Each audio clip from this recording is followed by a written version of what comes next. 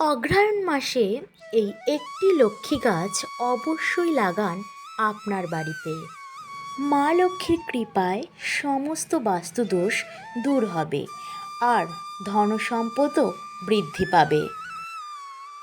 নমস্কার বন্ধুরা, আমি জয়া। আমার চ্যানেলে আপনাদের সবাইকে স্বাগত জানিয়ে শুরু করতে চলেছি আজকের ভিডিওটি। আশা করছি আপনাদের সবার খুব ভালো লাগবে। শুরু করার আগে বলি, আমার চ্যানেলে যারা আজকে প্রথমবারের মতো এসেছেন আর আমার এই ভিডিওটি শুনে আপনাদের খুব ভালো লেগে গেছে, তাহলে তাদেরকে জানাই সাদর আমন্ত্রণ। আর যদি খুব বেশি ভালো লেগে যায় তাহলে আমার চ্যানেলটিকে সাবস্ক্রাইব করে পাশে থাকার অনুরোধ রইল। আর পুরনো বন্ধুদেরকে তো সব সময় অনেক অনেক ভালোবাসা। বন্ধুরা, শুরু হয়েছে অগ্রহায়ণ মাস। আমাদের 12টি মাসের মধ্যে এই অগ্রহায়ণ মাসটি হচ্ছে মা লক্ষ্মীর অতি প্রিয়। এই মাসটিকে বন্ধুরা লক্ষ্মী মাসও কিন্তু বলা হয়। গৃহস্থ বাড়িতে এই মাসে অনেক বেশি উন্নতি হয়। আর কেন লক্ষ্মী মাস বলা হয় জানেন বন্ধুরা? মা লক্ষ্মীর কিছু প্রিয় গাছ আছে। সেই গাছগুলির মধ্যে যদি একটি গাছও এই মাসে আপনার বাড়িতে এনে লাগানো যায়, তাহলে মা লক্ষ্মীর কৃপায় আপনার বাড়িতে সুখ, শান্তি এবং সমৃদ্ধি উপচে পড়বে। আজকের ভিডিওতে বন্ধুরা আমি আলোচনা করব মা লক্ষ্মীর কিছু প্রিয় গাছ সম্পর্কে। সেই গাছগুলি যদি আপনারা আপনাদের বাড়িতে লাগান তাহলে বাড়ির বাস্তুদোষ দূর হবে। আর শুধু তাই নয় বন্ধুরা, মা লক্ষ্মীও চিরদিনের মতো আপনার কাছে থাকবেন। আমি আজকের ভিডিওতে কিছু গাছের কথা উল্লেখ করব। এবার সেই কটি গাছের মধ্যে যে কোনো একটি গাছও যদি পারেন অবশ্যই অগ্রহায়ণ মাসে আপনার বাড়িতে এনে লাগান। আমাদের সনাতন ধর্ম একটি উদার ধর্ম। প্রকৃতিতে অবস্থিত সমস্ত কিছু ধর্মীয় গুরুত্বের কথা শাস্ত্রে বলা হয়েছে। আমাদের চারপাশে যা কিছু গাছপালা আছে আর আমরা তাদেরকেই পুজো করি। আমরা তো কিছু গাছের সামনে প্রদীপ জ্বালিয়েও দিই। আমরা গাছের সামনেই কিন্তু ধূপকাঠিও দেখাই আর গাছের সামনে প্রণামও করি।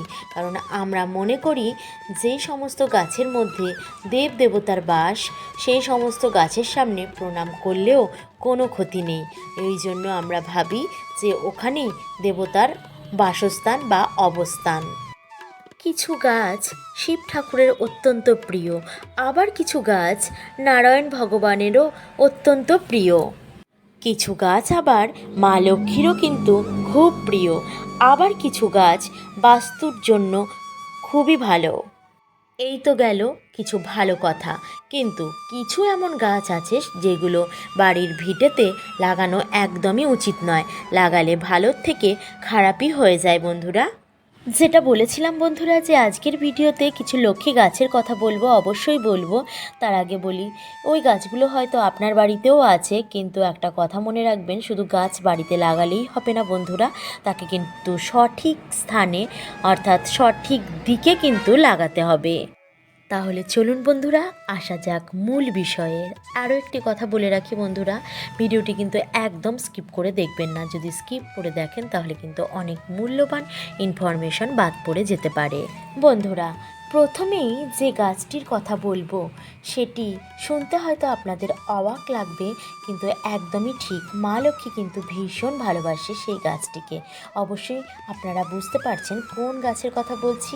হ্যাঁ বন্ধুরা, একদম ঠিক ধরেছেন, ধান গাছের কথাই বলছি। ধান গাছ লাগাবেন। আপনারা হয়তো ভাবছেন যে ধান গাছ তো মাঠে হয়, তাহলে বাড়িতে কি করে লাগাবো? হ্যাঁ, সেক্ষেত্রে আপনি যদি একটা টবের মতো পারেন তাহলে কিন্তু অবশ্যই লাগিয়ে রাখবেন। ধান গাছ আমরা সবাই জানি যে মা লক্ষ্মীর সব থেকে প্রিয় জিনিস হচ্ছে ধান।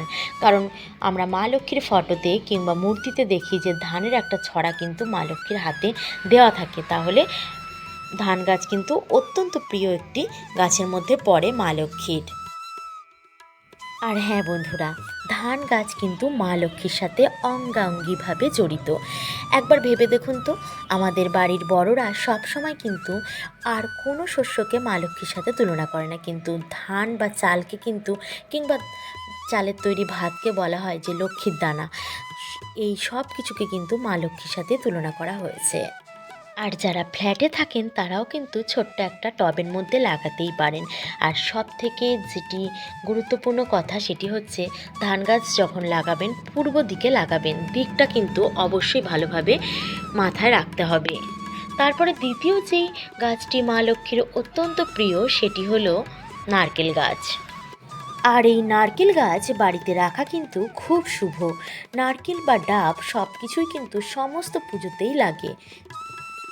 নারকেল এমন একটি ফল যে ফলটি পুজোর কাজে সমস্ত কিছুই ব্যবহার করা হয়, যেমন ধরুন ডাবের জল ব্যবহার করা হয়, নারকেল ব্যবহার করা হয় ফল হিসেবে, এমনকি নারকেলের যে খোসাটিও কিন্তু আমরা ধুনো ধরানোর কাজে ব্যবহার করে থাকি।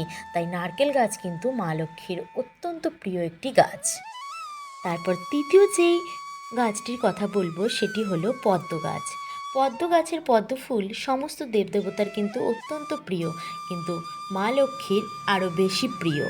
বাড়িতে ছোট জলাশয় তৈরি করে পদ্ম গাছ লাগানো অত্যন্ত শুভ বলে মনে করা হয়। বন্ধুরা, লক্ষ্য করে দেখবেন মা লক্ষ্মী কিন্তু সব সময় পদ্ম ফুলের ওপর আসীন থাকেন।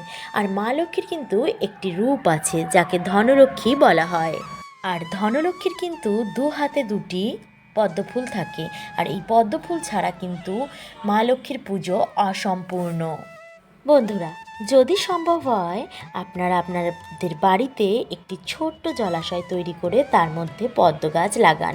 পদ্ম গাছ লাগিয়ে সেই গাছে যদি পদ্ম ফুল ফোটে তাহলে ধরে নিতে হবে যে মা লক্ষ্মী আপনার ওপর কতটা তার প্রভাব ফেলেছে বা আশীর্বাদ ফেলেছে। বন্ধুরা, যদি পদ্ম গাছ আপনারা না লাগাতে পারেন তাহলে কিন্তু পদ্ম ফুলও আনতে পারেন এই অগ্রহায়ণ মাসে।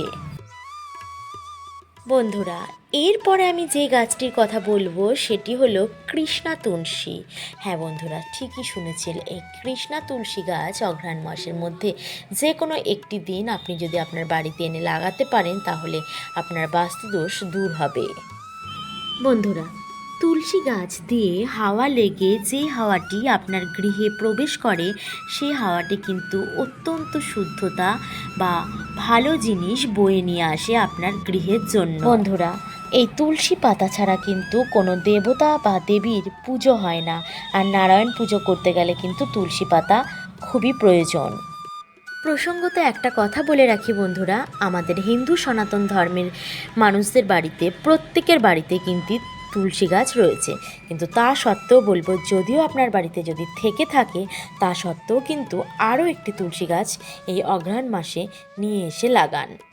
প্রতিদিন স্নান সেরে তুলসী গাছে জল দিন, ধূপকাঠি দেখান, সন্ধেবেলায় প্রদীপ দেখান। গৃহস্থ বাড়ির জন্য এই তুলসী গাছ অত্যন্ত একটি প্রয়োজনীয় জিনিস। তাই বলবো বন্ধুরা, তুলসী গাছ থাকা সত্ত্বেও এই মাসে একটু তুলসী গাছ লাগানোর চেষ্টা করুন। বন্ধুরা, পঞ্চম যেই গাছটির কথা বলবো সেটি হলো ধনে গাছ। হ্যাঁ বন্ধুরা, ঠিকই শুনেছেন, কয়েকদিন আগে ধনতেরাস গেল। ধনতেরাসে বলা হয়েছিল কিছু কিনুন বা না কিনুন 5 টাকার একটু কিন্তু ধনে কেনার কথা বলাই হয়েছিল। সেই ধনেগুলো যদি আপনার ঘরেতে এই মুহূর্তে থেকে থাকে তাহলে অবশ্যই সেই ধনেগুলোকে লাগানোর চেষ্টা করুন। যদি সেই ধনেগুলো বড় হয়ে মানে চারা গাছে রূপান্তরিত হয় আর খুব সুন্দর পাতা হয় তাহলে বুঝবেন যে মা লক্ষ্মী আপনার গৃহেতে অবস্থান করে রয়েছে। বন্ধুরা, আজকের ভিডিওটি এই পর্যন্তই। আমি জানি না আজকের ভিডিওটি আপনাদের কেমন লাগলো। যদি ভালো লেগে থাকে তাহলে অবশ্যই আমাকে কমেন্ট করে জানাতে ভুল করবেন না। তাহলে চলুন আজকের মতো এই পর্যন্তই, আবার দেখা হচ্ছে অন্য একটা নতুন ভিডিওর সাথে। ততক্ষণ ভালো থাকবেন, সুস্থ থাকবেন। নমস্কার।